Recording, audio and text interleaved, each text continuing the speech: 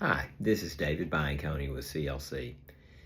Today we're going to learn about long-term discipleship, and I'm going to kind of hit the mountaintops here, but I wanted to give you a start. So here we go. The first thing that we're going to learn about is that you need to pray. The way you get started in long-term discipleship is you go and you spend time with Jesus. You go talk to Jesus about men before you go talk to men about Jesus. So pray, ask God, who are the men that you'd have me to go meet with? And you start praying for them. Go before God with them. What's going to happen here is that you're going to develop your relationship with Jesus more and more. It's going to be sweeter because you're spending time with the master of the universe. And this is what we're really all about, is we want you as our area directors to be men who love Jesus and want to spend time with him. So you're going to get enriched as you pray for men. Okay, that's step one. Next step is go meet with them.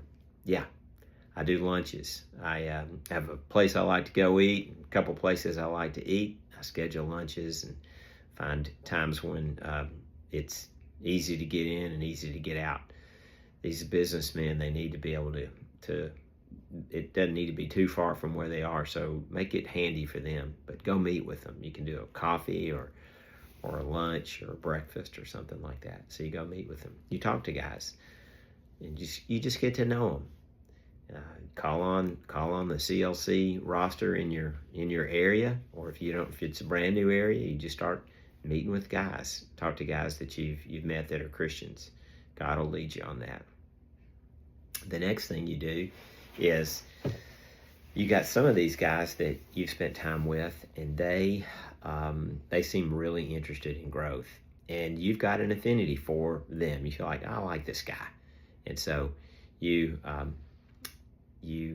ask him to another lunch, and you bring your Bible. A lot of times I'll bring, whenever I meet with these guys, I usually, here's my big huge Bible. I've got a smaller one that I bring, but I bring the Bible, and I bring the chart from the back of this book, page 183. Let me see if I can find it here. I bring this chart.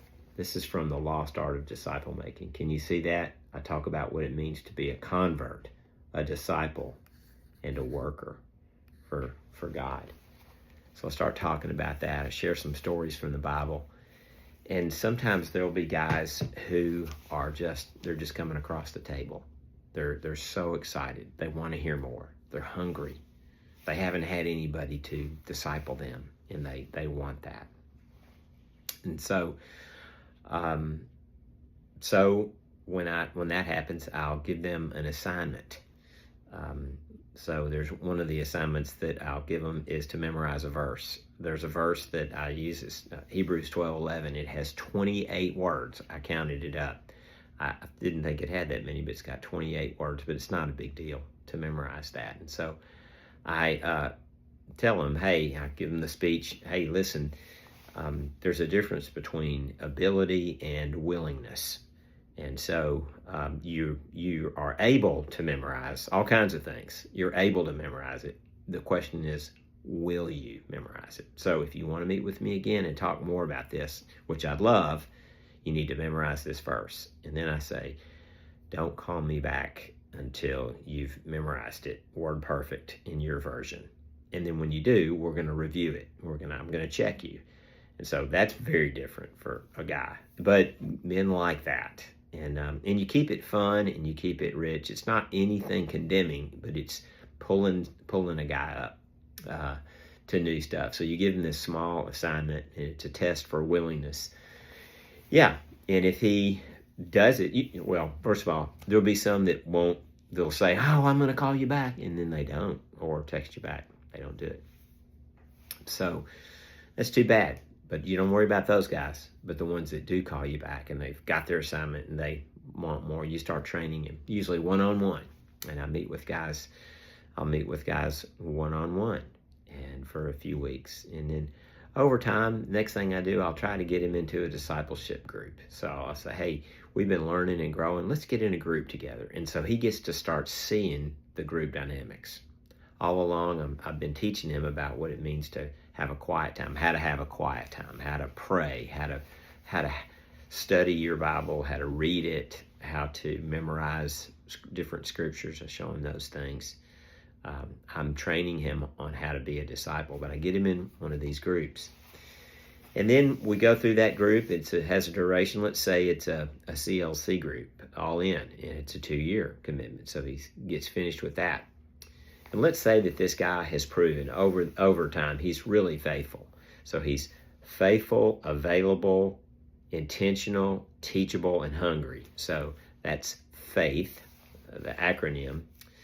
But, he's all of those things. He's faithful. He's available. He has time. He's intentional. He's very deliberate about doing things. He is teachable, and he's hungry. And so, anyway, those things are, I can see that. So I'm going to invite him, hey, why don't you do a group with me? Well, let me back up just for a second. We're trying to pick guys that the multitudes will follow. So I've just sort of assumed that you know that, but let's go ahead and say it. These are guys that other men would be drawn to.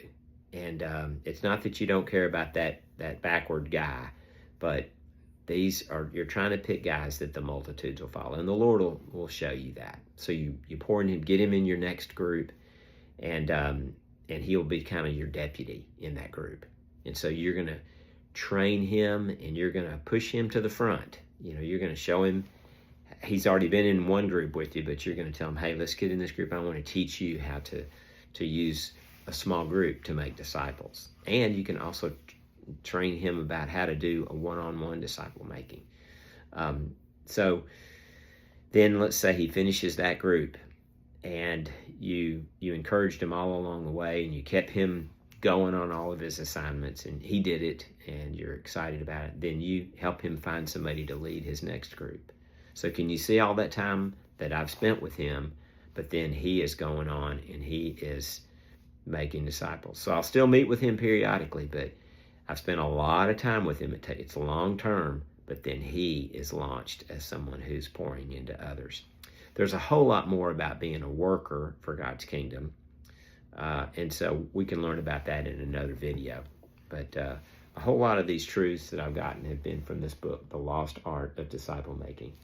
Also, there's another fabulous book. This is an old copy. The new copy looks different, but the title is this, The Master Plan of Evangelism by Robert Coleman. So there you go. Hope this was helpful.